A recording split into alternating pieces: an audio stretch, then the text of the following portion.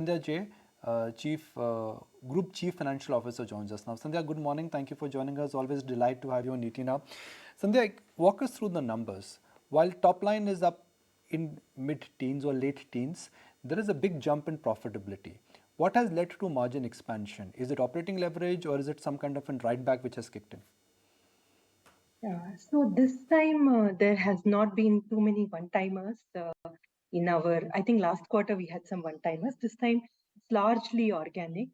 The improvement has come on account of two, three items. One is that last year we still had a heavy COVID impact in the numbers, because of which the consumption was higher. So we've had savings on that part. Secondly, a lot of our growth is coming from more efficiency with the existing capacity. As you would have seen, we are not adding more beds, but still growth is coming. That's because we are adding more capabilities. We are working on debottlenecking, say the ICUs, lab diagnostics, those other capabilities that enhance your throughput. So because it's coming on the same cost base, that means that we are getting more efficiency with the same cost and a higher revenue. So that is also giving us some tailwind into the margins. And of course, Cayman performance has also been contributing to our overall margin expansion. So that's kind of giving us the improvement that we've been able to bring to our bottom line. Sandhya, you just talked about Cayman, and as I understand it, its contribution to your overall profits is pretty high, and it stands at about over 20%, if I'm not mistaken. Do you expect this kind of run rate to actually continue, where you'll continue to clock in, say, over 20% growth from Cayman in particular?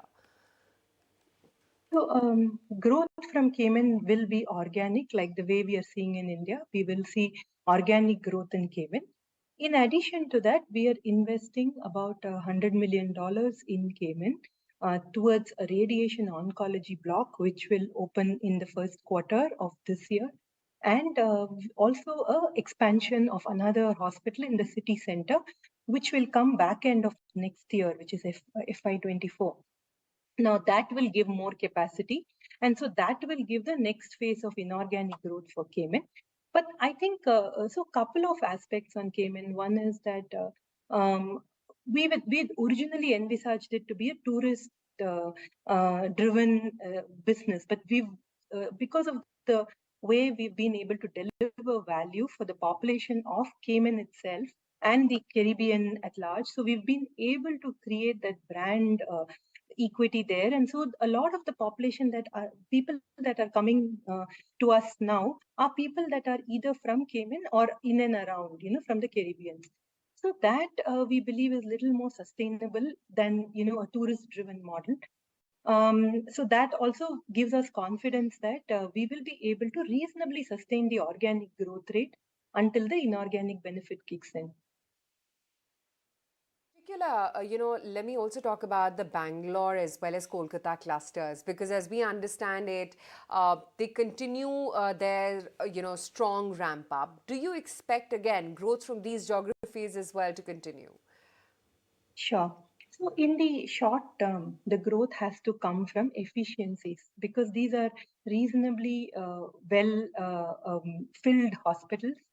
So the various measures of efficiencies, like when we started, I was speaking about debottlenecking some of the additional capacities, like your ICU, OT capacity, your diagnostic capacities, which become bottlenecks in throughput. So that is one aspect. Second, we are doing a lot of work on process efficiency and how we can do things faster. So how we can do more surgeries, how we can do more throughput through the diagnostics, things like that. So that is one aspect. We will continue to work on a lot of the daycare procedures where we have seen significant traction. In fact, what were traditionally overnight stay procedures, now we are able to come in the morning and leave in the evening. So even without having to increase capacity, we are able to generate the throughput into the hospital. So in the short term, till our capacity expansion kicks in, the growth in these hospitals will come from more efficiencies that we will work on. we do have an ambition. In fact, significant chunk of our capex is allocated to Bangalore and Calcutta. We will add additional beds in Bangalore. In our existing campus itself, we have space. As far as Kolkata is concerned, we are in the stages of finalizing a land, and we will build a new hospital in Kolkata. So the next stage of growth will probably come. The next step up growth will come when the new facilities come. But I think until then, we have enough headspace to be able to sustain the growth. And of course, healthcare is not, I cannot make a forward looking statement saying this is how we'll grow, because there are many variables in healthcare, as you've seen in the past 3 years. But other things remaining constant, I think we have headspace in Bangalore and Kolkata till our expansions kick in. What I also wanted to understand was your current net debt, Sandhya, because that stands at 250 odd crore rupees. It's generating strong FCF across your business. But in the interim, given the high intensity of capex, is the net debt likely to go up? Sure. So, we will. So, what we've indicated is that this year we have or are going to finish at about 1,000 crores of capex.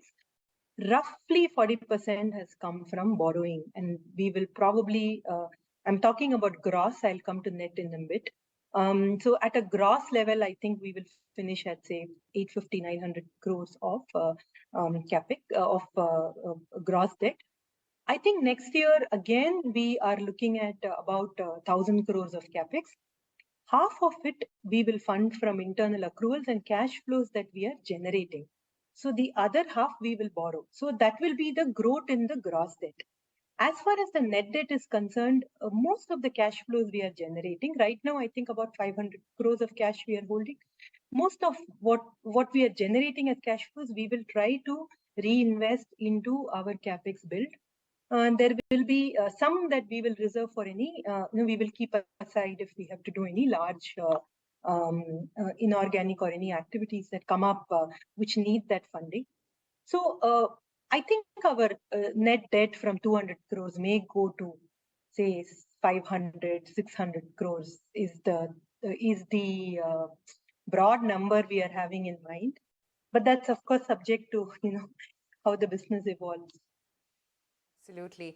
Sandhya, great to speak with you today on ET Now. Thank you so much for taking the time out. Thank you for having me here.